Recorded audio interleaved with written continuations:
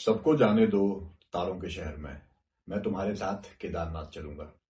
इस तरह की शायरी इंस्टाग्राम पे आपने बहुत सुनी होगी। केदारनाथ मंदिर पे बनी बहुत सारी रील्स भी देखी होगी। पिछले कुछ सालों से हिंदू धर्म को मानने वाले लोगों में अपने मंदिरों के प्रति गौरव का भाव काफी बढ़ा है। हर मंदिर और तीर्थ स्थान पर नौजवानों की संख्या बढ़ती हुई दिखाई देती है और यही कारण है कि सोशल मीडिया पे भी हिंदू धर्म से जुड़ी रील्स के बोलबाला बढ़ गया है। इन सब मंदिरों में सबसे खास स्थान है केदारनाथ मंदिर का। उत्तराखंड के रुद्रप्रयाग जिले में स्थित यह तीर्थ स्थान भगवान शिव को समर्पित है। इसे छोटे चार धामों और पंच केदारों में से एक माना जाता है। लोक मान्यता के अनुसार इस मंदिर को पांडवों से जोड़ा जाता है। इसका वर्णन स्कंद पुराण में भी आता है और यह भी मान्यता है कि आदि शंकराचार्य ने इसी स्थान पर कहीं प्राण त्यागे थे। लेकिन पिछले कुछ सालों से इस पवित्र स्थान पर कुछ ऐसा हो रहा है जिसने हम सबको सोचने पर मजबूर कर दिया है। ऐसा क्या हुआ, ये जानने के लिए ये वीडियो देखिए। तुम लोगों ने प्रशासन ने तमाशा बना रखा। चल अब ये बजना नहीं चाहिए। मंदिर का ढोल है वो बजेगा सिर्फ। ये फालतू तमाशा, तुम लोग तमाशा करना रखो यहाँ। क्या तुम नाचने के लिए तो यहाँ पे क्या भगवान के दर्शन के लिए रखो, नाचने के लिए रखो, तमाशा नशा करने के लिए रखो। ये चीजें नहीं चलेंगी यहाँ पे, मैंने बोल दिया। ये जो भाई साहब जनता को हड़का रहे हैं, ये शायद केदारनाथ मंदिर के पुजारी है या वहां की प्रबंधन सभा के सदस्य। आखिर ऐसा क्या हुआ कि मंदिर प्रबंधन को ऐसे कठोर कदम उठाने पर मजबूर होना। इस साल 10 मई को केदारनाथ के कपाट खुले और तब से लेकर श्रद्धालुओं का इतना जनसैलाब वहां पर पहुंचा कि मंदिर प्रबंधन के होश उड़ गए। पहले ही दिन करीब 29-30 हजार श्रद्धालु वहां पर दर्शनार्थ पहुंच गए। अब तक करीब 2 लाख से भी ज्यादा लोग वहां दर्शन कर चुके हैं। लेकिन कड़वा सच ये है कि इन लोगों में से बहुत सी संख्या उन लोगों की है जिन्हें तीर्थ के मंदिर के धार्मिक और आध्यात्मिक पक्ष से कोई लेना देना नहीं है। उनके लिए यह या तो सिर्फ ट्रैकिंग करने का स्थान है या रील बनाने का। और ये स्थिति सिर्फ केदारनाथ की नहीं बल्कि पहाड़ के हर तीर्थ स्थान की बन गई है। सबसे पहले हमें यह समझना होगा कि आखिर तीर्थ है क्या। तीर्थ इस धरती के उन स्थानों को कहते हैं जहां से मनुष्य इस भव सागर को पार करके अपने अंतिम लक्ष्य तक पहुंच सके। आप चाहे उसे ईश्वर कहें, मोक्ष कहें या फिर परम सत्य कहें। अंग्रेजी में इसे अल्टीमेट ट्रुथ कहा जाता है। सदियों से इसी परम सत्य को खोजने के लिए लोग तीर्थ स्थानों पर जाया करते थे। पहले के समय में ज्यादातर बुजुर्ग ही तीर्थ यात्रा पर निकलते थे और उनमें से बहुत से लोग अपने घर परिवार से अंतिम विदा लेकर जाते थे। सारा गांव पड़ोस बड़े सम्मान के साथ उनसे मिलने और उन्हें विदा करने आता था। ये इसी बात का परिचायक है कि तीर्थ सांसारिक बंधनों से मुक्ति का स्थान माना जाता था।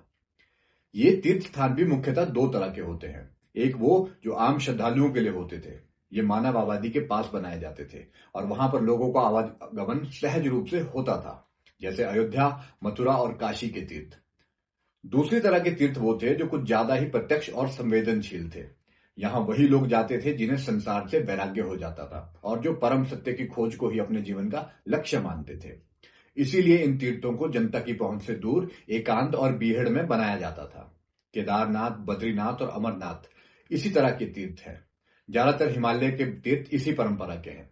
हिंदू धर्म के विद्वानों का मानना है कि इन तीर्थों में रहने वाले देवी देवता और दूसरी अलौकिक शक्तियां एकांत प्रिय है और यदि इस तरह के भारी जनसैलाब वहां पर जाएगा तो ये लोग वहां से चले जाएंगे।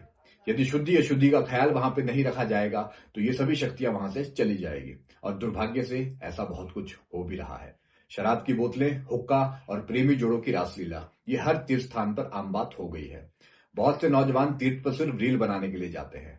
ढोल, गिटार और स्पीकर लेकर शोर मचाया जाता है। पहाड़ों की शांति और पवित्रता भंग की जाती है और स्थानीय लोग आस्था के नाम पर कुछ बोल भी नहीं पाते।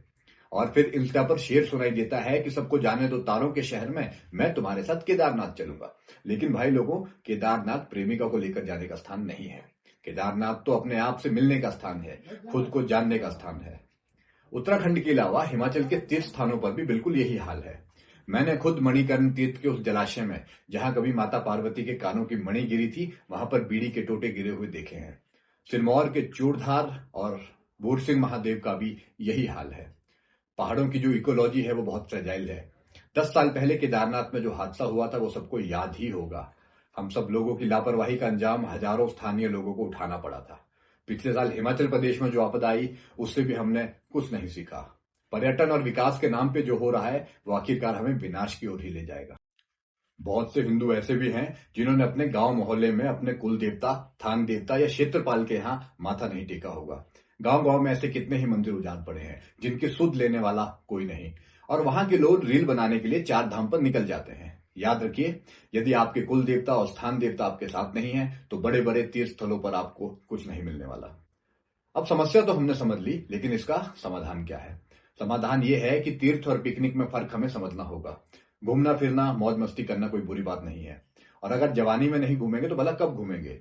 शेर कहा है कि सैर कर दुनिया की गालिब, जिंदगानी फिर कहां, जिंदगी कुछ कर रही तो नौजवानी फिर कहां। लेकिन घूमने फिरने के लिए बहुत से स्थान इस देश में है, बहुत से हिल स्टेशन है जो अनएक्सप्लोर्ड है।